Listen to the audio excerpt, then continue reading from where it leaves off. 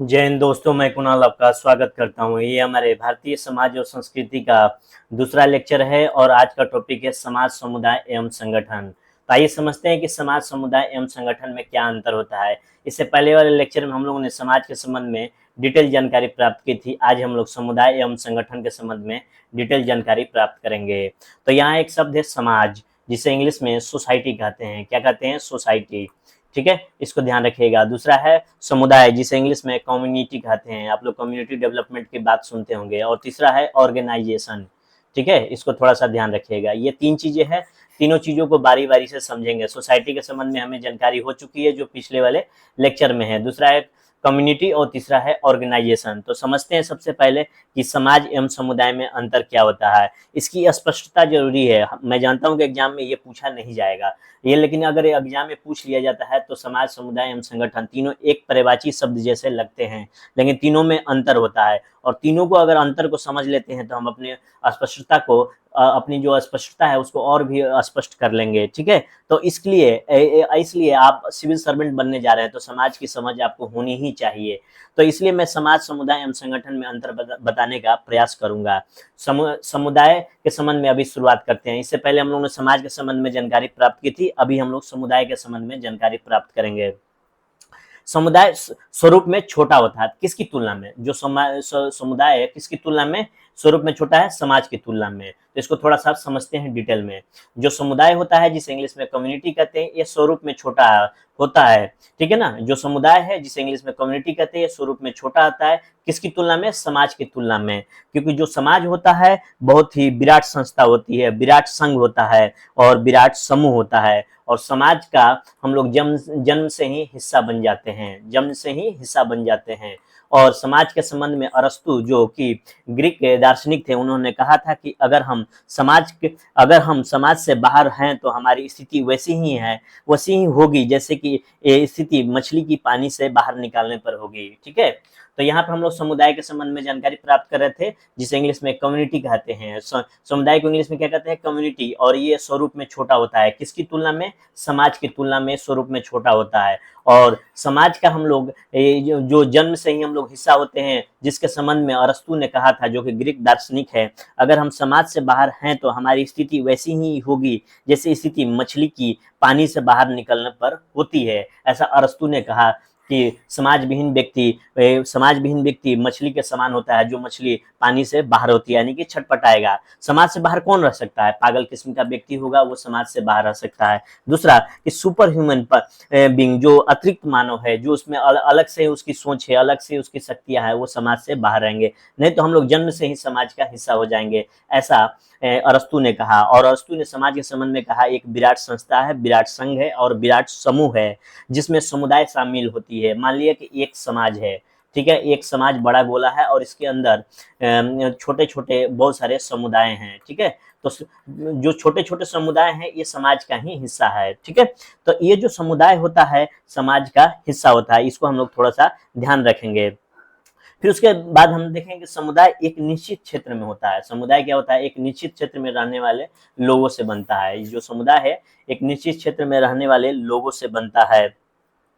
निश्चित क्षेत्र में रहने वाले लोगों का समूह समुदाय कहलाता है। और समुदाय के सदस्य अपने समुदाय के लोगों से संबंध रखते हैं, एक दूसरे से संबंध रखेंगे क्योंकि एक दूसरे की जरूरत पड़ेगी, जिसमें साफ सफाई, बिजली, पानी, ये सारी की व्यवस्था, सुरक्षा, ये लोग एक कम्युनिटी के रूप में मिलकर करते हैं। तो जैसे आप शहरों में देखेंगे कि कम्युनिटी हॉल होता होगा, वहाँ एक कम्युनिटी, कायस्थ कम्युनिटी होगा, ब्राह्मण कम्युनिटी होगा, या जो भी हो, अपना अपना कम्युनिटी होता है। वहाँ कम्युनिटी हॉल में शादियां विवाह जैसे फंक्शन होते रहते हैं। और ये लोग कम्युनिटी बनाकर कम्युनिटी फंड भी तैयार करते हैं। और जैसे साफ सफाई का काम हो गया, बिजली का काम हो गया, पानी की व्यवस्था होगी, सुरक्षा की व्यवस्था हुई, ये लोग मिलकर करते हैं।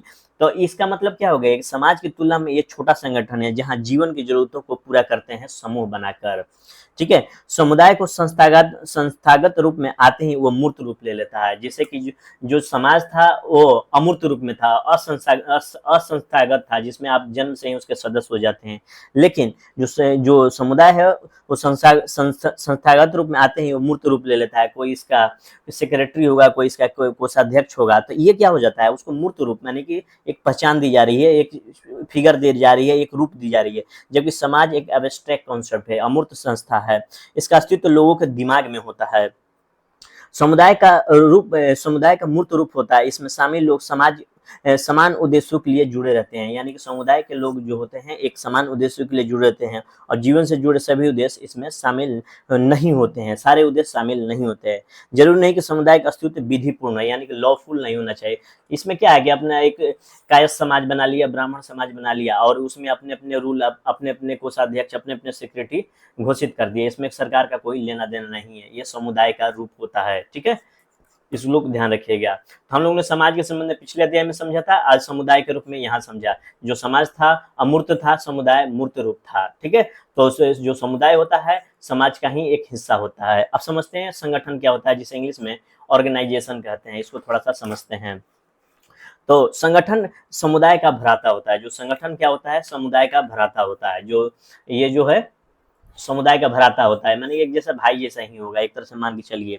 तो संगठन बनाए जाते हैं, जो संगठन होता है बनाया जाता है, लेकिन जो समाज होता है अपने आप बन जाता है। ठीक है ना, स्पॉन्टेनियस होता है, स्वतः बनता है।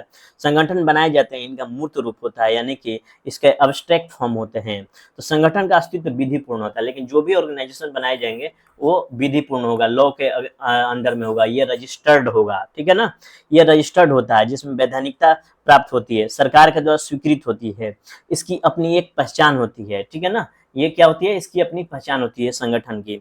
संगठन को वैधता प्राप्त होती है। संगठन ज्यादा सिस्टमेटिक होता है। क्या होता है, सिस्टमेटिक होता है, प्रणालीगत होता है, व्यवस्थित होता है, व्यवस्थित होता है, प्रणालीगत होता है। इनके पास भविष्य का स्पष्ट उद्देश्य होता है। ये जो होते हैं संगठन, इनका स्पष्ट उद्देश्य रहेगा, कितना लाभ कमाना है, ऐसा करना है, ऐसा करना है। ठीक है, तो संगठन का आकार प्रक्रिया का निर्धारण संगठन के सदस्य करते हैं कि इतने लोग होंगे, इतने ये इसके अध्यक्ष होंगे, ये सारे की चीजें, सारा का चीजें ये लोग खुद अपने आप डिसाइड करते हैं। तो इनकी संगठन को वैधता प्राप्त होती है। तो ये रहा तीनों में अंतर। तो संगठन के अंदर क्या होगा, विधिपूर्ण अस्तित्व होता है, वैधानिकता होती है, इसका बनावट व्यवस्थित है, संगठन का निश्चित उद्देश्य होता है। ठीक है, ये सारा चीज समुदाय एवं संगठन में, ये जो एक जैसे होते हैं। जो समुदाय था विधिपूर्ण नहीं था, लेकिन संगठन विधिपूर्ण था। तो ये समाज, समुदाय एवं संगठन में अंतर है। शुरुआत हम लोग समुदाय से किए थे, फिर उसके बाद समाज एवं संगठन में अंतर को देखे थे। ठीक है, तो ये रहा अभी का आज का लेक्चर। अब हम लोग क्या होगा, बारी बारी से अगले दिन हम देखेंगे कि जो हमारा जो भारतीय समाज है उसकी क्या प्रमुख विशेषताएं हैं, इसको समझने का प्रयास करेंगे। तो हम लोगों ने शुरुआत किया था कि समाज क्या होता है, उसके बाद समुदाय को समझा था, उसके बाद अब संगठन को समझा था। अब अगले दिन देखेंगे कि भारतीय समाज की क्या क्या विशेषताएं हैं, अब अगले लेक्चर में। तो आज भर के लिए इतना ही। आपके सहयोग के लिए धन्यवाद। नमस्कार, जय हिंद।